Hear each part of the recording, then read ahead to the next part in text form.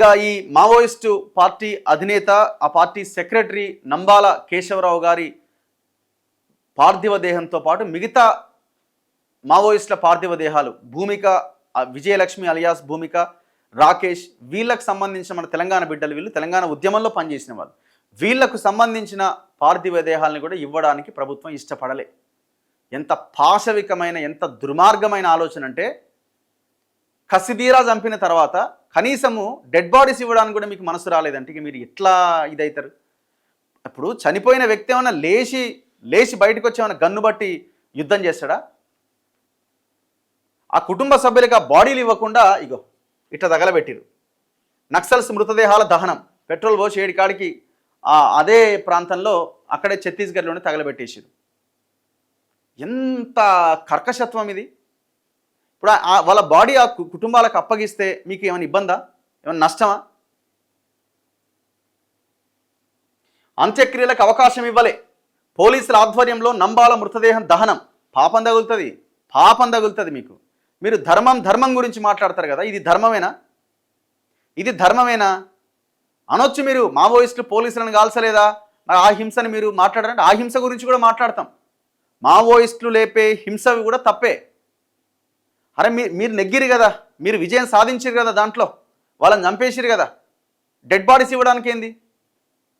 మీరు మీ ఆపరేషన్ కగార్ని కొనసాగిస్తూనే ఉన్నారు కదా. ఒకవైపున కోర్టులో అఫిడవిట్ ఏమేస్తారంటే మేము అన్ని పరిశీలిస్తున్నాం, డెడ్ బాడీస్ ఇస్తామని అంటారు.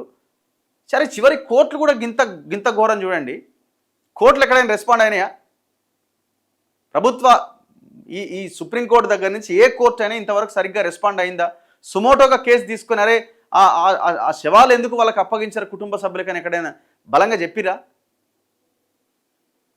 పోలీసుల ఆధ్వర్యంలో నంబాల మృతదేహం దహనం. మరో 5 నక్సల్స్ మృతదేహాలకు కూడా నిప్పు. ఎండు కట్టెల మధ్య వేసి కిరోసిన్తో దహనం చేసిన బలగాలు. మృతదేహాలు అప్పగించమంటే ఇచ్చేది లేదని బెదిరించారు బంధువులు. మొత్తం 5 మృతదేహాలు కట్టెలు పెట్టిరు, దాంట్లో వేసి పడేసారు, కిరోసిన్ ఇట్లా కుప్పుకుంటా తగలబెట్టేశారు. ఎన్కౌంటర్లో చనిపోయిన మావోయిస్టుల మృతదేహాలను అప్పగించాలని బంధుమిత్రులు విజ్ఞప్తి చేసినా, ప్రజా సంఘాలు డిమాండ్ చేసినా ఛత్తీస్గఢ్ పోలీసులు వీటిని పట్టించుకోలే. మావోయిస్టు పార్టీ ప్రధాన కార్యదర్శి నంబాల కేశవరావు అలియాస్ బసవరాజుతో పాటు మరో 5 నక్సల్స్ మృతదేహాలను ఛత్తీస్గఢ్ పోలీసులు దహనం చేశారు. సోమవారం ఈ మేరకు నారాయణపూర్ పోలీసులు ఒక ప్రకటన చేశారు. నిన్న ఒక లేఖ వచ్చింది, మావోయిస్టులు ఒక లేఖ రిలీజ్ చేశారు. నంబాలను సజీవంగా పట్టుకొని చంపేశారు. విప్లవ ద్రోహుల సమాచారంతో కాపాడుకునేందుకు 27 మంది త్యాగం చేశారు. చనిపోయిన వాళ్ళు 27 మంది కాల్పుల్లో మరణించారు. అయినా ఆయన్ని కాపాడుకోలేకపోయాం. తప్పించుకొని వెళ్ళిపోవాలన్నా వినలేదు. 25,000 బలగాలతో 35 మందిని తలపడ్డాం. Maoist party Dandakaranyam special zone committee అంటే ఆయన్ని తీసుకెళ్లాలన్న ప్రయత్నం చేస్తున్నప్పుడు మిగతా 35 మంది ఆయన పూర్తిగా అడ్డుకునే ప్రయత్నం చేశారు. ఆ అడ్డుకునే క్రమంలో 27 మందిని పోలీసులు కాల్చేశారు. సో ఆయన్ని మేము రక్షించుకోలేకపోయినామని నిన్న మావోయిస్టు పార్టీ ఒక లేఖని విడుదల చేసింది. సో ఆ లేఖ కూడా మనం ఒక్కసారి చూద్దాం. పోలీస్ హెడ్ క్వార్టర్ సమీపంలోని చెట్ల పొదల మధ్య అందుబాటులో ఉన్న ఎండు కర్రెలను వేరువేరుగా పేర్చి వాటి మధ్యలో మృతదేహాలు వేసి కిరోసిన్తో నిప్పుపెట్టారు. నంబాల సహా మిగతా 5 నక్సల్స్కు అయిన వారు బంధుమిత్రులు లేరని పేర్కొంటూ పోలీసులు ఏకపక్షంగా దహన కార్యక్రమాలు నిర్వహించారు. మృతదేహాలు అప్పగించాలని పోలీసులను కోరితే తమను బెదిరించారని బంధుమిత్రులు ఆరోపిస్తున్నారు. హన్మకొండ జిల్లా చింతగుట్టకు చెందిన బూర రాకేష్ అలియాస్ వివేక్ 32 సంవత్సరాలు. అతని మృతదేహం కోసం అతని తండ్రి బూర బాబు కుటుంబ సభ్యులు ఛత్తీస్గఢ్కు వెళ్లారు. అయితే మృతదేహాలు ఇచ్చేది లేదంటూ నారాయణపూర్ పోలీసులు తేల్చి చెప్పారని వారు వాపోయారు. దాంతో మృతుల బంధుమిత్రులు నారాయణపూర్ ప్రభుత్వాసుపత్రి నుంచి పోలీస్ స్టేషన్ వరకు నిరసన ర్యాలీ నిర్వహించారు. అయితే పోలీసులు మాత్రం తాము చట్టపరంగా జిల్లా మెజిస్ట్రేట్ ఆదేశాలతో అంత్యక్రియలు నిర్వహించామని చెబుతున్నారు. ఈ నెల 21వ తేదీన జరిగిన ఎన్కౌంటర్లో 27 మంది నక్సల్స్ చనిపోయారు. 20 మంది నక్సల్స్ మృతదేహాలను బంధుమిత్రులకు అప్పగించాం. కోసి అలియాస్ హంగి అనే మావోయిస్టు బంధుమిత్రులకు కూడా మృతదేహాన్ని అప్పగించాం. అయితే కుళ్ళిపోతున్న మృతదేహం వల్ల అంటువ్యాధుల ముప్పు ఉందని వారు ఆందోళన వ్యక్తం చేశారు. నారాయణపూర్లోనే అంత్యక్రియలకు అవకాశం ఇవ్వాలని కోరారు. మేము అందుకు అనుమతించాం. మిగతా 6 మృతదేహాలను చట్టపరంగా దహనం చేశామని నారాయణపూర్ ఎస్పీ కార్యాలయం సోమవారం సాయంత్రం ఒక ప్రకటన విడుదల చేసింది. అంత్యక్రియలకు సంబంధించిన వీడియోలను మీడియాకు షేర్ చేసింది. ఉద్యమం కోసం జీవితాలు త్యాగం చేసిన మావోయిస్టులకు ఇది తీవ్ర అవమానమని ప్రజా సంఘాలు ఆరోపిస్తున్నాయి. ఛత్తీస్గఢ్ పోలీసులు ఉద్దేశపూర్వకంగా మృతదేహాలను దహనం చేశారని వాపోయాయి. ముఖ్యంగా మావోయిస్టు పార్టీ ప్రధాన కార్యదర్శి నంబాల కేశవరావు మృతదేహాన్ని అప్పగించకుండా కుట్ర పన్నాయని మండిపడ్డాయి. అడ్వకేట్ జనరల్ కూడా చట్టం ప్రకారం ప్రక్రియ జరుగుతోందని ఛత్తీస్గఢ్ హైకోర్టుకు తెలిపిన పోలీసులు ఏకపక్షంగా వ్యవహరించారని విమర్శించాయి. విషయం ఏంటంటే కనీసం ఆ బాడీస్ని ఫ్రీజర్లో కూడా పెట్టలేదట.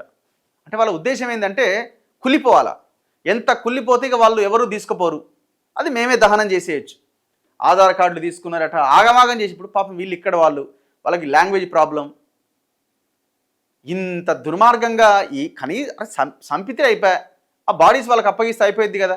32 సంవత్సరాల ఆ యువకుడు, ఆ తండ్రి చివరి చూపు కోసం తన ఇంటి దగ్గర అంత్యక్రియలు నిర్వహించాలని అనుకుంటాడు కదా. రాకేష్ బాడీ ఎక్కడైనది? హన్మకొండ జిల్లా చింతగుట్ట. మరి ఈ గవర్నమెంట్ ఏమైనా ఒత్తిడి తీసుకొచ్చిందా? ఇక ఆడ చంద్రబాబు నాయుడు ఆయన శ్రీకాకుళం ఏరియాలో ఉన్న ఆయన ఎమ్మెల్యే ఉన్నాడు కదా, ఆయన ఎవరైనా ఈయన పేరేదో ఉండగా, ఎర్రనాయుడు తమ్ముడు అచ్చెన్నాయుడు, చంద్రబాబు నాయుడు శ్రీకాకుళం జిల్లా ఎస్పీ. అసలు ఎట్టి పరిస్థితుల్లో ఆయన కేశవరావు బాడీని తీసుకురావద్దని తెగేసి చెప్పేసిరట. ఎందుకంత ఇబ్బంది? బాడీ వచ్చి అంత్యక్రియలు జరిగితే ఏందా ఇబ్బంది అంటే జనం వస్తారు.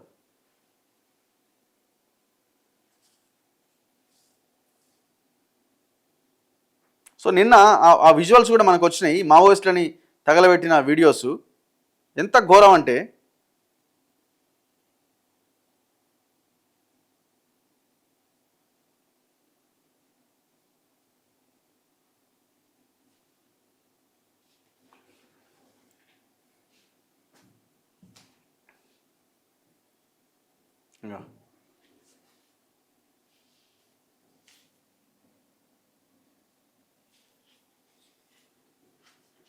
ఇట్లా మొత్తం ఈ కార్యక్రమం కంప్లీట్ చేశారు. ఏం లేదా, 4-5 కట్టెలు తెచ్చారు, అక్కడ కుప్పేసారు, ఒక్కొక్క బాడీని అందులేసి తగలబెట్టేసారు. ఇది పాపం కాదా? ఇప్పుడు ధర్మం ఏం చెప్తుంది? ఒక మనిషి యొక్క అంత్యక్రియలు ఏ రకంగా నిర్వహించాలి అని ధర్మం చెప్తున్నది.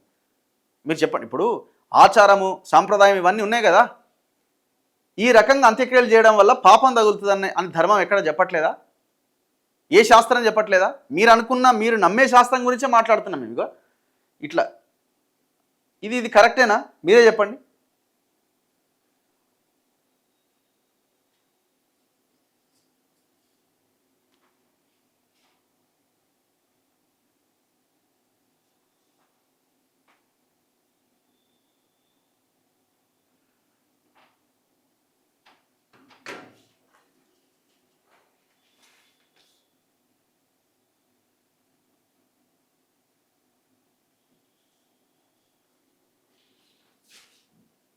నెక్స్ట్